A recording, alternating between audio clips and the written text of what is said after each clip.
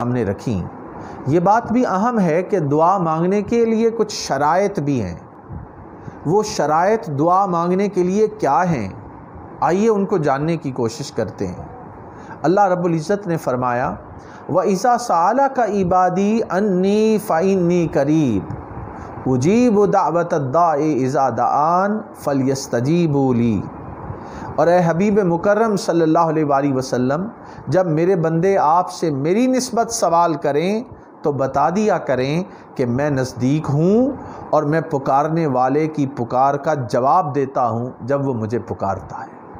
تو رب کو پکارنے پر رب تعالیٰ اس پہ جواب دیتا ہے، رب سے مانگنے پر رب تعالیٰ عطا کرتا ہے، رب تعالیٰ سے بخشش و مغفرت مانگی جائے وہ بخشش و مغفرت عطا کرتا ہے، رب سے رزق مانگا جائے وہ رزق عطا کرتا ہے، رب سے بیماریوں سے شفا مانگی جائے وہ شفا عطا کرتا ہے، رب سے ایمان کی مضبوطی اور ایمان کی لذت مانگی جائے وہ لذت عطا کرتا ہے۔ رب کے سامنے ہاتھ اٹھا کر تو دیکھیے، اللہ تعالیٰ کی بارگاہ سے ہر چیز ملے گی۔ کسی نے کیا خوب کہا کہ ہم تو مائل بکرم ہیں کوئی سائل ہی نہیں، راہ دکھلائیں کسے کوئی راہ رب منزل ہی نہیں۔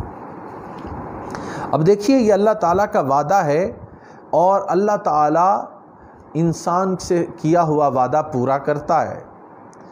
اچھا، یہاں سوال پیدا ہوتا ہے کہ انسان بعض اوقات اللہ کی بارگاہ میں دعا کرتا ہے اور انسان کی دعا قبول نہیں ہوتی، اور اللہ کا وعدہ ہے مجھ سے مانگو میں دعا قبول کرتا ہوں، میں پکارنے والے کی پکار سنتا ہوں، پکار پہ جواب دیتا ہوں۔ تو پھر یہ کیا بات ہے کہ ہم اللہ کے حضور دعا کرتے ہیں اور بعض اوقات ہماری دعا قبول نہیں ہوتی؟ یہ جو انسان کی دعا قبول نہیں ہوتی یہ کسی حکمت سے خالی نہیں، ضرور اس کے اندر کوئی حکمت ہوتی ہے۔ اب انسان اس حکمت کو نہیں جان رہا ہوتا، لیکن اللہ تعالیٰ اس کی حکمتوں سے واقف ہے۔ ہو سکتا ہے کہ ہم جو کچھ مانگ رہے ہوں اللہ تعالیٰ اس کے اندر ہمارے لیے خیر نہ دیکھ رہا ہو، اور خیر نہ ہونے کی وجہ سے وہ دعا ہماری قبول نہیں ہوتی، اور اللہ تعالیٰ اس کا بہتر ہم کو عطا کرتا ہے۔ یہ وہ بنیادی بات ہے جس کو ہمیں اپنے ذہن میں رکھنی چاہیے۔ احادیث مبارکہ میں قبولیت دعا کی کچھ شرائط بیان ہوئی ہیں، اور وہ یہ ہیں کہ انسان حرام کھانا چھوڑ دے دعا قبول ہوگی۔ غفلت اور سستی کا مظاہرہ کرنا یہ بھی دعا کی قبولیت کا سبب نہیں بنتا، جب غافل ہو کے اور سستی اور کاہلی کے انداز میں اللہ سے دعا مانگی جائے۔ اسی طرح جلد باز لوگ ہوتے ہیں، ادھر دعا کی اور وہ فوراً نتیجہ دیکھنا چاہتے ہیں۔ یہ وہ چند چیزیں ہیں جن کو احادیث نبویہ میں بیان کیا گیا کہ ایسا کرنے سے انسان کی دعا قبول نہیں ہوتی۔ اب یہاں پہ میں چند قرآن پاک سے اور پھر احادیث نبویہ سے آپ کے سامنے کچھ چیزیں پیش کروں گا۔ اللہ رب العزت نے فرمایا وَمَا أُمِرُوا إِلَّا لِيَعْبُدُوا اللَّهَ مُخْلِصِينَ لَهُ الدِّينَ حُنَفَاءَ وَيُقِيمُوا الصَّلَاةَ وَيُؤْتُوا الزَّكَاةَ وَذَلِكَ دِينُ الْقَيِّمَةِ۔ ارشاد ربانی ہے کہ حالانکہ انہیں فقط یہی حکم دیا گیا تھا کہ صرف اسی کے لیے اپنے دین کو خالص کر لیں، اللہ کی عبادت کریں، ہر باطل سے جدا ہو کر حق کی طرف یکسوئی پیدا کریں اور نماز قائم کریں اور زکوٰۃ دیا کریں، اور یہی سیدھا اور مضبوط دین ہے۔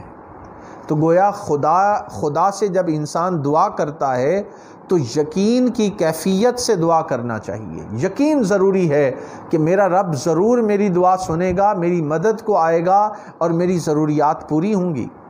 ایک اور مقام پہ اللہ رب العزت نے فرمایا سورہ المؤمن آیت نمبر 65 میں هو الحی لا الہ الا ہو فادعوہ مخلصین لہ الدین، وہی زندہ ہے اس کے سوا کوئی معبود نہیں، پس تم اس کی عبادت کرو، اس کے لیے طاعت و بندگی کو خالص رکھتے ہوئے اس کی عبادت کیا کرو۔ تو طاعت و بندگی میں جب انسان اخلاص لے آتا ہے تو پھر اس کی دعا، اس کی التجا اور اس کی خواہش کو اللہ تعالیٰ ضرور پورا فرماتا ہے۔ یہ بات ہمیں پیش نظر رکھنی چاہیے اور سمجھنی چاہیے۔ قرآن مجید میں اللہ رب العزت نے مانگنے کا طریقہ بھی سکھایا ہے۔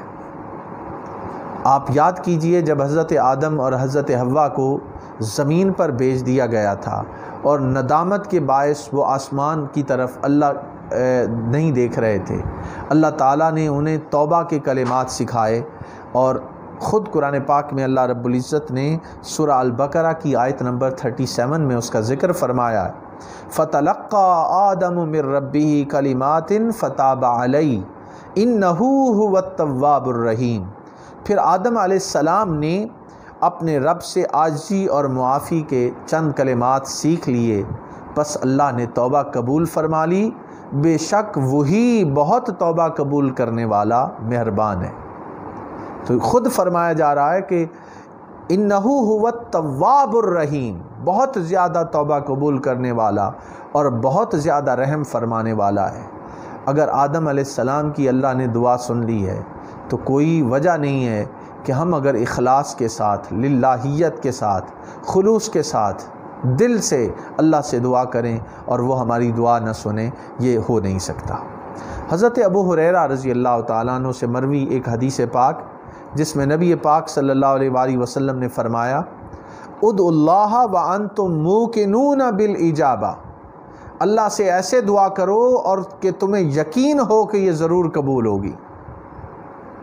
وَاعْلَمُوا أَنَّ اللَّهَ لَا يَسْتَجِيبُ دُعَاءٌ مِّن قَلْبٍ غَافِلٍ لَاهٍ۔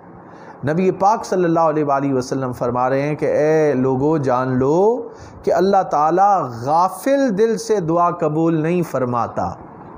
اگر غفلت کے ساتھ، بے توجہی کے ساتھ اور عاجزی و انکساری سے خالی ہو کر دعا مانگیں گے تو پھر اللہ کی بارگاہ میں اس دعا کی مقبولیت کے امکانات کم ہو کر رہ جاتے ہیں۔ سچے دل، خلوص کے ساتھ اور پوری توجہ اور انہماک کے ساتھ جب دعا کی جائے گی تو اللہ تعالیٰ اس دعا کو ضرور قبولیت سے نوازے گا۔ یہاں پہ یہ اہم فیکٹر بھی بہت ضروری ہے کہ دعا قبول کن کی ہوتی ہے۔ ایک تو میں نے عرض کیا کہ خلوص دل ہونا بہت ضروری ہے، اخلاص نیت کا ہونا بہت ضروری ہے، اور قبولیت دعا کے لیے ایک اور جو اہم چیز ہے وہ ہے رزق حلال۔ رزق حلال نہیں ہے تو پھر اللہ کے حضور کی ہوئی دعائیں وہ رد کر دی جاتی ہیں، وہ قبول نہیں کی جاتی۔ قبولیت دعا کے لیے اپنے رزق کو پاک کرنا ہوگا۔ جو رزق ہم کھاتے ہیں وہ جائز طریقے سے کمایا یا ناجائز طریقے سے ہم نے کمایا، حلال طریقے سے کمایا یا حرام طریقے سے کمایا، کسی کو ناحق تو نہیں کھایا۔ یہ بڑا اہم فیکٹر ہے دعا کے قبولیت کے حوالے سے۔ اللہ رب العزت نے رزق حلال کھانے کا ہمیں حکم فرمایا ہے۔ سورہ طٰہٰ کی آیت نمبر 81 میں ارشاد ہے، کُلُوا مِن طَیِّبَاتِ مَا رَزَقْنَاکُمْ وَلَا تَطْغَوْا فِیہِ فَیَحِلَّ عَلَیکُمْ غَضَبِی وَمَن یَحْلِلْ عَلَیہ غَضَبِی فَقَدْ ہَوَا۔ ارشاد ہوتا ہے کہ ان پاکیزہ چیزوں میں سے کھاؤ جن کی ہم نے تمہیں روزی دی ہے، اور اس میں حد سے نہ بڑھو ورنہ تم پر میرا غضب واجب ہو جائے گا، اور جس پر میرا غضب واجب ہو گیا سو وہ واقعی ہلاک ہو گیا۔ وَمَن يَحْلِلْ عَلَيْهِ غَضَبِي فَقَدْ هَوَا، وہ ہلاک ہو گیا۔ تو دیکھیے ہلاکت سے بچنے کا ایک ہی طریقہ ہے کہ رزق حلال کھایا جائے۔ رزق حلال کا لقمہ جب انسان کے پیٹ میں جاتا ہے اور پھر وہ اپنے رب کے حضور دعا کے لیے ہاتھ اٹھاتا ہے تو اس کی دعا یقینی طور پر قبول ہوتی ہے۔